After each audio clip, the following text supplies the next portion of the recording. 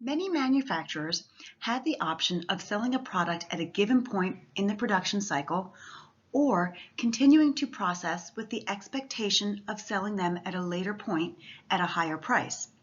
For example, a bicycle manufacturer could sell its bicycles to retailers either assembled or unassembled.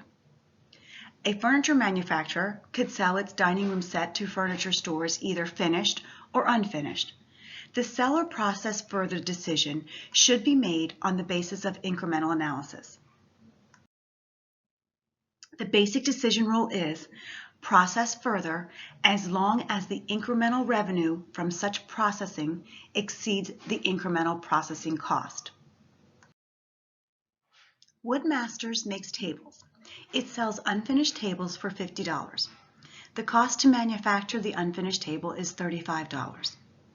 It currently has unused productive capacity that could be used to finish the tables and sell them at $60 per unit. For a finished table, direct materials will increase $2 and direct labor costs will increase by $4. Variable manufacturing overhead will increase by $2.40, and there's no increase anticipated in fixed manufacturing overhead. Should the company sell the unfinished tables or should it process them further? The incremental analysis on a per unit basis is as follows. If they sell the unfinished table, they will generate $15 of net income. Whereas if they process the table further, each unit will generate $16.60 of net income. So it would be advantageous for Woodmaster to process the tables further. The incremental revenue of $10 from the additional processing is $1.60 higher than the incremental processing cost of $8.40. Sell or process further decisions are particularly applicable to processes that produce multiple products simultaneously. In many industries, a number of end products are produced from a single raw material and a common production process. These multiple end products are commonly referred to as a joint product. A creamery company needs to decide if they should sell or process further cream and skim milk, which are joint products that result from the processing of raw milk. The creamery incurs many costs prior to the manufacture of the cream and skim milk. All costs incurred prior to the point at which the two products are separately identifiable, the split-off point, are called joint costs.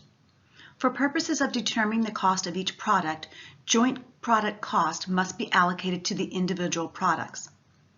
While this allocation is important for determining a product cost, it is irrelevant for any sell or process further decisions. The reason is that these joint costs are sunk costs.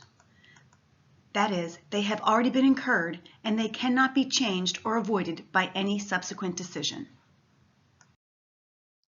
The daily cost and revenue data for the creamery related to cream and cottage cheese are provided in this slide. From this information, we can determine whether the company should simply sell the cream or process it further into cottage cheese.